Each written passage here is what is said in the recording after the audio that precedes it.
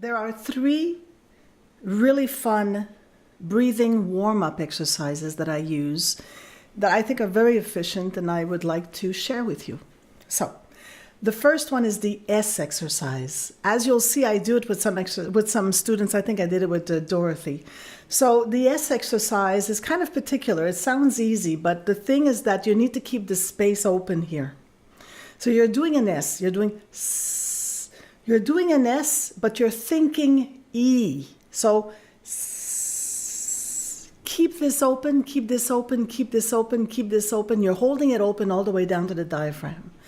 Hold your pelvic floor engaged constantly. So you're holding the pelvic floor engaged and you are just doing an S.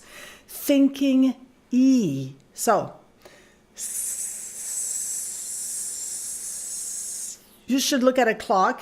Your timing, you're going to be aiming for 60 seconds. But you know, it's almost impossible to do 60 seconds. But you want to hold it as long as you can, as long as you can, as long as you can. And then we have no more air, no more air. You'll know the diaphragm is rising and it's risen and it's the highest. No more air. The diaphragm should drop. Feel it drop. Lock it in. Hold the ribs open, the intercostals open. Start again. Sit the S down. Hold it open, hold it open, hold it open, hold it open, hold it open. So try it again. So you're doing,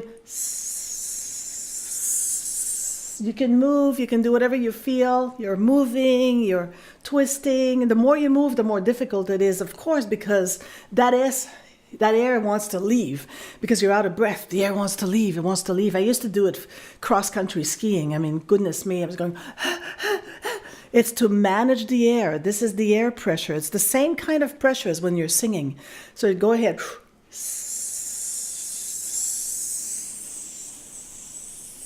Think E, think E, think E. Go, go. Do it again.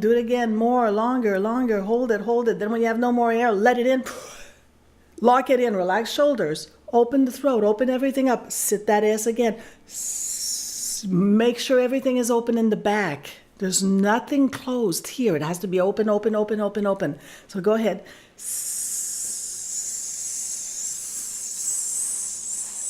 Keep the tongue forward. When you have no more air, release. Let that air in. Lock it in. Try again. Not try, just do it again. So do it again. Stand. So this exercise, the S exercise, is very famous. It's very well known. But, you know, you need to know the little details, that you're not pushing out the air. You're holding the air back down in the lung. You don't want the air to leave. It's not like where you're pushing out, where this is like, oh. The air is spacious. It's a line. It's a column of air sitting on the diaphragm, and you are controlling its outtake. So you're holding the air from leaving the body, but it has to be an S. And it has to be loud. It has to be that you hear it from both ears. All right? So that's the S exercise. The next one is, of course, the panting exercise. Everyone knows it, but this gives you a nice bounce of the diaphragm. Now, the air, when you're panting, you're just thinking out. And you want to observe that the bounce back is the diaphragm that's bouncing back. So you're not thinking of letting air in. You're just observing that because you pushed out, there is an automatic movement of pulling back down in. So you're pushing out. Tongue is out. That's why we call it a panting exercise. And it's a big like this. It's not a s, which is the contrary of the S exercise. So you do the, and you feel the bounce underneath in the diaphragm here. You feel that bouncing, the bouncing. Maybe your stomach will bounce a little bit, but you don't want to focus on the tummy bouncing. It's not a belly bouncing kind of thing. It really is situated right here at the intercostal level, right underneath the rib cage. So you want to feel that diaphragm in its width and in its size, just kind of bouncing back down. And as it's bouncing back down, it's pulling air down into the diaphragm, down below into the diaphragm. So That's the panting exercise. The third one that I really, really like, I call the candle exercise. I received this one years ago from my teacher, and I love it. I always share it with my students. So you imagine there's 5 candles. You have one here, here, here, here, here. And you have to blow them out. But they're this far. They're as far as your hand is.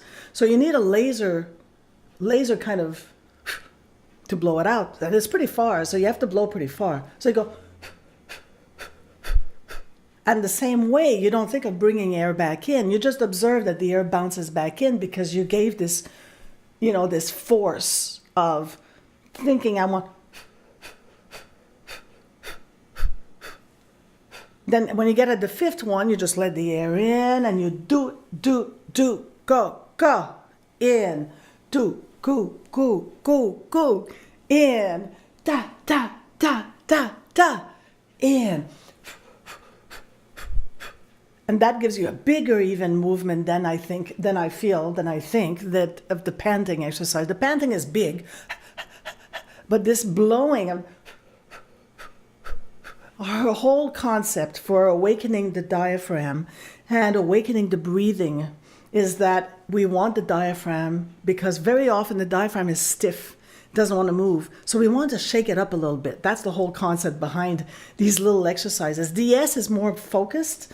That's really where the sound is. And in fact, when you're doing the S, you can even turn that S into a vowel eventually.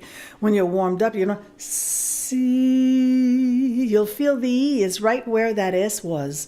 The sound appears right here because it's placed forward, as you remember. So the sound, see, it's right there. Right there, right at the tip of your tongue.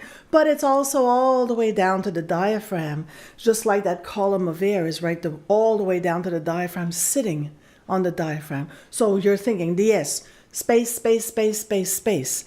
Panting exercise, tongue is hanging and you're really like... You could do panting non-stop. It's not I'm doing it just for one breath and then I let a breath in and I do it again. It's like just doing it constantly. You don't need to breathe. You don't need to breathe. You just keep going. You just do panting, panting, panting, panting, panting. And if you want to try one time, I just remembered this one. It's kind of funny. You can hear as the weight of your... See if you can make that the weight of your shoulder bones pushing down on your lungs, make that air is being pushed out like a pump. It's kind of a fun trick to try. Try it on your own. You'll see.